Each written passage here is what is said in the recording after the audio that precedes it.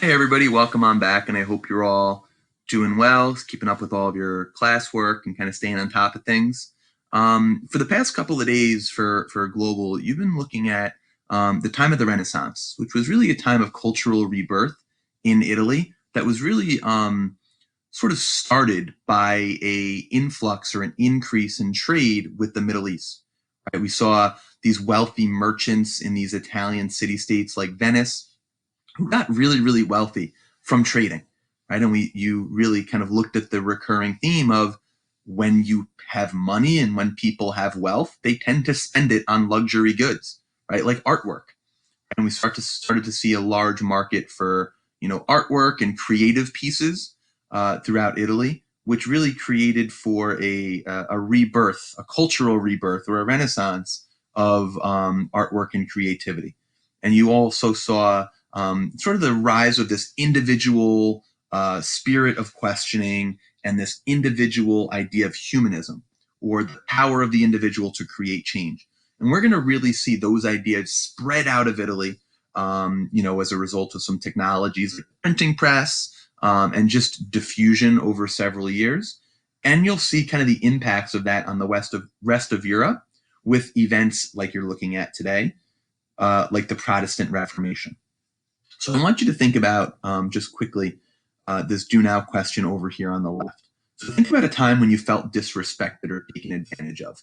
Think about how that made you feel and why you felt this way. Because what we're really going to see during the time of the Protestant Reformation in Europe is we're going to see many members of the Catholic Church, whether it be practitioners, whether it be our parishioners, so the regular peasants who attend masses, or even to a lesser extent, the clergy, the members of the church, the leaders of the church, who are going to feel a little bit disrespected and a little bit angered and disillusioned with the actions of the Catholic Church during this time, which they see as being corrupt.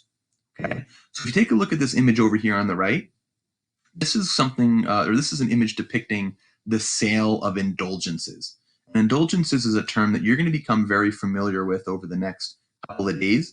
And an indulgence essentially was you could pay money to be forgiven of a sin. And many people, not only who attended church, but some people who were leaders in the church, saw this as being very corrupt and unfair practice, right? As many peasants were being forced to essentially buy their way into heaven. And we'll see leaders who are going to be protesting for reform, which is where we get the name Protestant Reformation from. And so what was the Protestant Reformation? We talked about in post-classical Europe, the church being the most powerful institution in Europe. They ran schools, they ran orphanages, they ran universities. They were essentially collecting religious taxes known as tithes from the peasants throughout Europe. So really, they were the largest, most influential organization in Europe. They ran the show. If you weren't on good terms with the church, you really were an outcast from society. So kings and queens actually used this idea of power of the church to justify and legitimize their rule. So we saw kings and queens who are going to rule by something called divine right. So divine right, which was the idea that a king or a queen got their power to rule directly from God. So essentially, they were representing God on earth, right? And that God had given his blessing for these individuals to be leaders.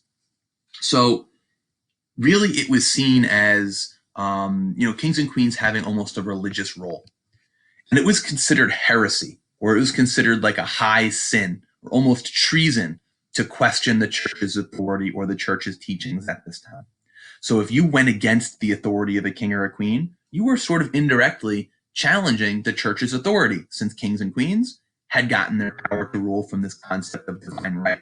So really, for a very long time in medieval Europe, there was no questioning of the church or no questioning of kings and queens, because if you questioned the church's authority, you would be what's called excommunicated or thrown out of the church, and you'd be an outcast.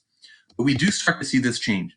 So during the time of the Protestant Reformation in the 1500s, we see new technologies like the printing press are going to be able to spread new differing ideas that people previously had not had access to.